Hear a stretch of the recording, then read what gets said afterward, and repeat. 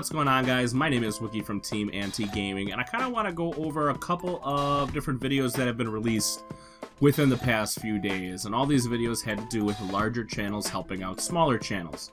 And I watched both, and I thought about both, and I've kind of looked at some of the numbers here, and we'll get into it. Now, the first thing is, it was Falcon and Epos Vox who have released this, which is all a big response to Keemstar's video.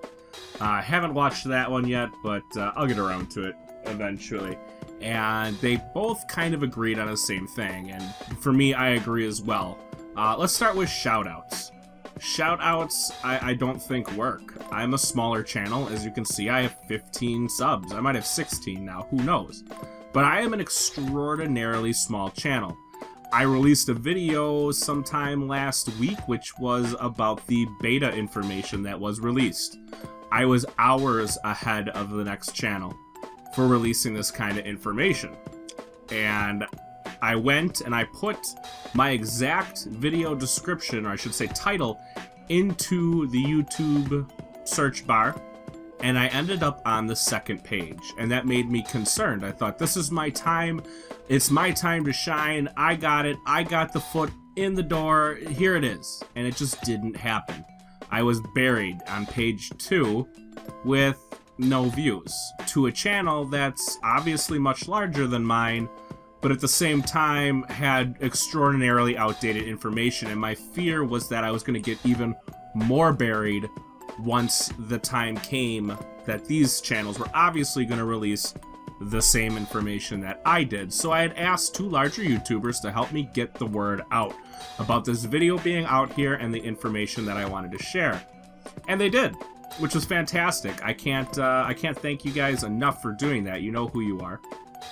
And what I thought would happen didn't happen at all. I thought I was going to get a bump in views, maybe a bump in subscriptions, and the actual opposite happened. I released a video a few days before that one that was from PC Gamer.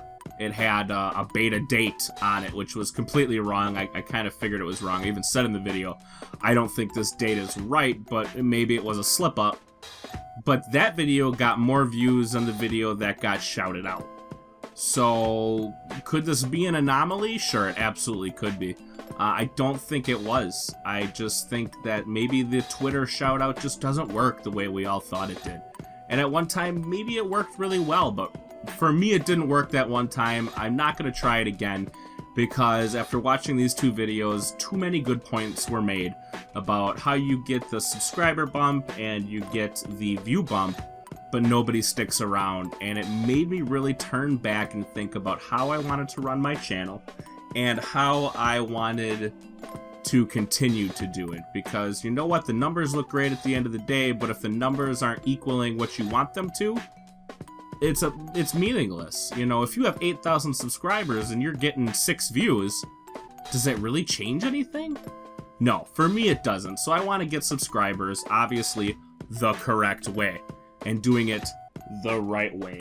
But this one kind of, I don't know if it maybe rubbed me the wrong way. I disagree with the collaborations. Let's get on to collaborations.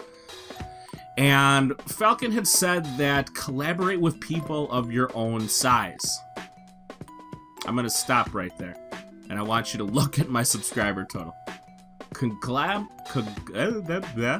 talk, but collaborate with people of your own size. I'm sorry, I don't know of many other 15 subscriber channels out there. Not even many 50 or 80 or 100 subscriber channels out there. They're tough to find. Now, there's resources out there to find these, and I've found a few, but it just looks like a lot of these channels have died because they've given up. I, however, don't plan on giving up.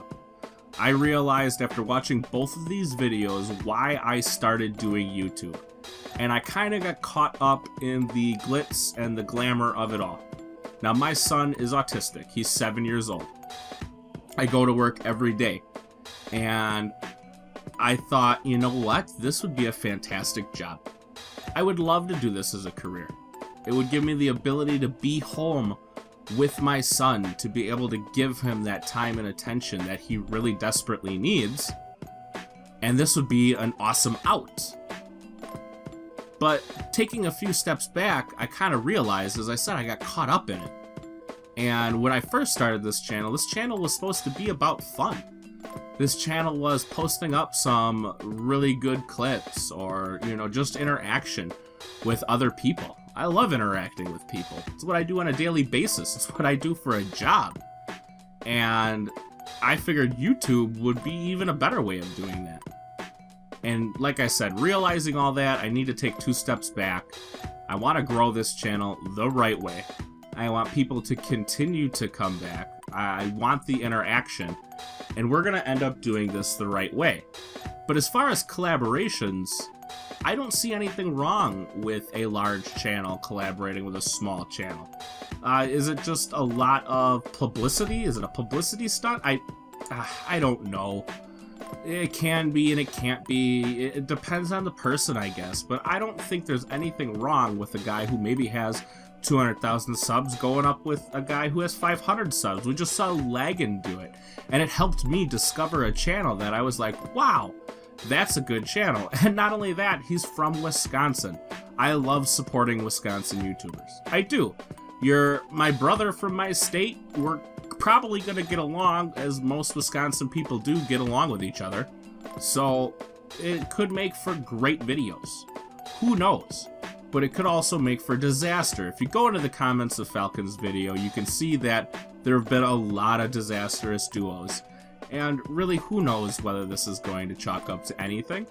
I just figured I'd put a response out. And I wanted to let you guys know that I'm not giving up. 15 subs, 16 subs means nothing. I started probably about a month ago. I know the channel's a year old now. But, hey, I had some things happen to me that I couldn't control. And now I'm starting on the YouTube grind, and I've been really enjoying it. And it's a hobby that my wife has okayed. You know, I go out golfing and my wife gets all snotty with me. Or I go play poker with my buddies and my wife gets a little snotty with me. But when I told her, hey, this is kind of one thing I would really like to pursue. I've always wanted to be in radio. I've always really liked editing video and audio. It's been something I've enjoyed. Even when I was in high school, we had a class on it. I enjoyed it.